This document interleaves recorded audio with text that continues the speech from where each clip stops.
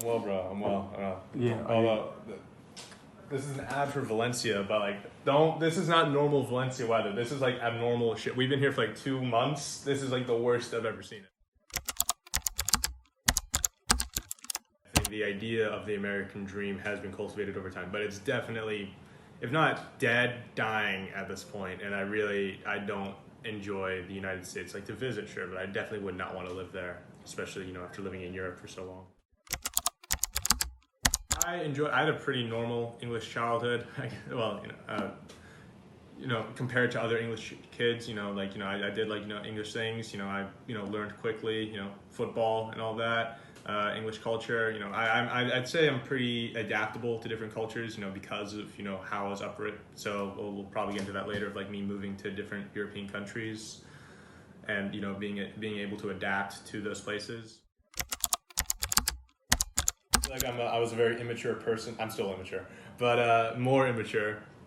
I don't know if you know much about Hungarian winters, but they're very, very fucking long. Yeah. And in February, I was like, oh god, this sucks. This is like when we were choosing like where we're gonna go for Erasmus. I honestly didn't think I was gonna get in because I was so late to the process. But Hungarian winters are very fucking long, and in February, I was like, okay, I'm done with this shit. It's so cold. What if we spend like a year like somewhere where it's sunny all the time, hot girls, beaches, that kind of thing. So I chose Valencia. My mother, supposed Hungarian, she doesn't like me going to school in Hungary. She thinks it's a waste of time because she doesn't believe in a Hungarian degree is worth anything, even though she has a few. So she wanted me to leave Hungary for university. She wanted me to move to Vienna, which is where she lives now. And I was like, no, I really don't want to move to Vienna. I don't want to finish my education there. How about I meet you halfway? How about I do my junior year abroad, in a good country, Spain, shitty economy, as we all know. Good country, and the city starts with a V, all right? Should do this more often when choosing schools. I didn't do that much research into it. However, the school is very, of course, there's education, here for education. I didn't take the education part that seriously. I'm glad it worked out because I am very impressed with how the school is run. I think it's very unique.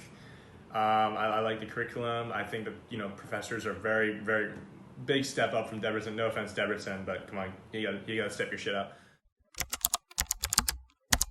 Towards like surface level, it's all party, and it's like, oh, you're if you tell like an 18, 19-year-old kid, oh, I get to spend a year abroad, I get to party all the time, and the EU pays for it, dude, that's fucking awesome. Of course I'd love to do that, but I don't know. As I said, I feel like I came a year or two too late. I feel like I'm a little old for that now. I've kind of outgrown the party everyday scene. Like it's cool, but like if you told me like when I was 17, hey, you get to do this, I'd jump on that opportunity. But I don't know, I'm old. I'm 20 years old now. It's a weird thing to say. Like I'm kind of done with partying at 20, and I'm kind of and I got like after this Erasmus year, I got 1 more year of uni, and then it's real world time. So I gotta honestly, I'm thinking about my future. I guess the main difference was like I guess I kind of felt like I already knew a lot of what they were saying. Not all of it, granted, especially for like a lot of mathematical subjects like microeconomics or statistics or whatever. I wouldn't know like exactly what they were saying, but I kind of felt like for a lot of these I knew what they were saying, so I therefore not work as hard as everyone else. But I think with this whole experience, I think like in a year, like when I go back to classes in Hungary or wherever, I'll work harder, and I'll work harder than I did, and take my studies seriously, more seriously. I don't know, as since I came to Valencia, I'm like big, like sitting in the front of class. I think I sat like in the further back in class like 3 times maybe, not because I wanted to, but because like I had a group project, and the rest of my group was like sitting in the back. Like I'm always like this is very unlike me, like front center every time, pen and paper in hand, asking questions with the teacher, like I think can be annoying to some people, but I'm just I'm trying to make the best of this situation. Well, not even it's a bad situation, but make the most of this situation. Going through it, and I see like this one blow up, and it's like a day in the life of a law student. And so I'm thinking that's a pretty niche subject, and it's really funny. It's like, you know, like it's like him joking, like, yeah, I read like the I read the Magna Carta when I wake up, you know, and I do a backflip. He can do backflips or something. You can probably find the TikTok. It did very well. I was like, okay, that's pretty niche. Like, you know, law student. I'm not a law student. There's very few people who are law students. What if I did one about like living in Hungary? So I do that. Again, like I'm not getting any views. Like I think at this point I had one video that got like 200,000 views. That was like it. Like, you know, and then everything else was like 4,000, 2,000, whatever. Like I honestly thought it was like a big deal if like one of my videos got 1,000 at this point. Like that was big. Anyway, I you know, so I post it, I edit it, you know, because I'm still putting in a lot of effort. Because if anything, like, you know, worst case, it doesn't do well, I still find something that I find funny that I make for me. And I still approach making videos like that today. So I post it. Whatever, I'm playing, and then like, you know, during the day, I'm playing FIFA with my roommate, Derek. I showed him the video, and he found it very funny, and I was like, and he knew I did TikToks, of course, and he knew I didn't have much success.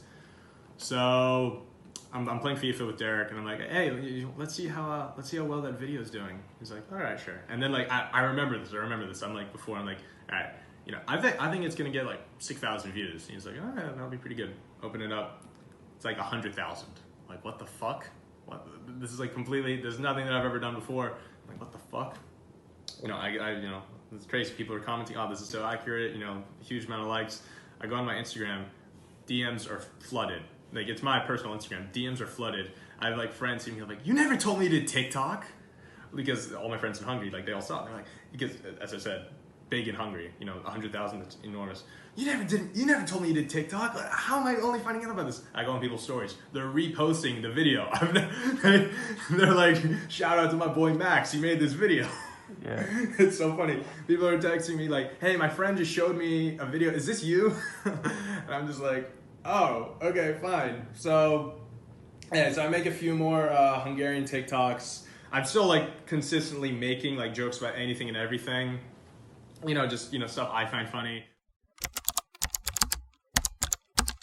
As you know, I'm half Hungarian. I spent, and of course, growing up in England, I could go to Hungary a lot. So I've spent a lot of time around Hungarian people, around Hungarian family, you know, more than, you know, most people, obviously. So I went into it with quite a bit of knowledge. And then, of course, living in Hungary, that, you know, expanded a lot. Creative process.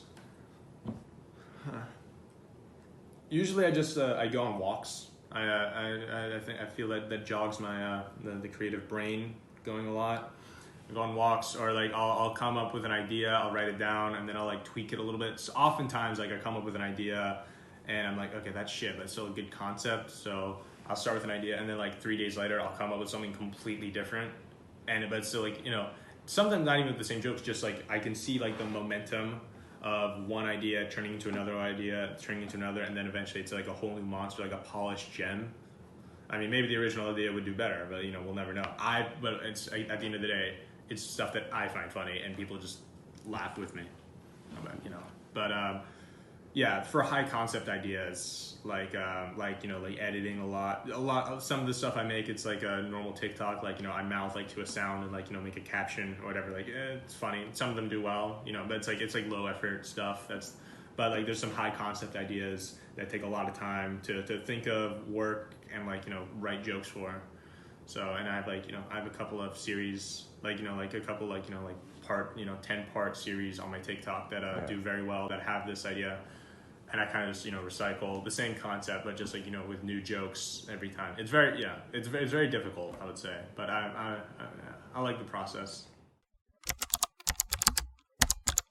Since I was 8, you know, because you know, moving to England, you know, of course I said like I simulated football. I'd say I have pretty good football knowledge, you know, especially for an American. Come on, man. Yeah.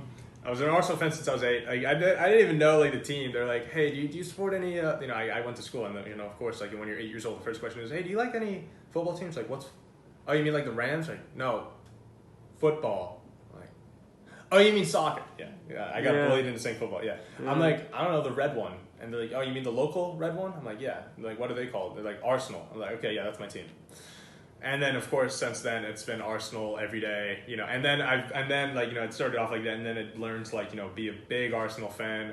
And I should have done some more research before choosing a team, because they were not I mean, they had good history, but I think at that point they went like 8 years without winning a trophy. And then like when I was like, I think 10 or 11, when they won like the FA Cup for the first time in like 8 or 9 years, and I was like I was like, let's fucking go. As I said, I learned very quickly the rules of football, and I'd say FIFA that definitely helped.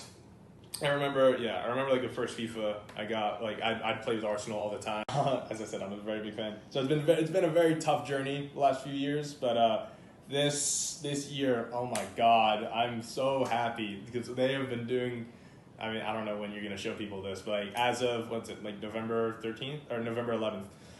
As of November 11th, 2022, Arsenal have been fucking crushing it. Number one in the Prem. If they win this weekend, then we're gonna be number one until Christmas because of the World Cup. Yeah. So we're gonna be like on top for a while.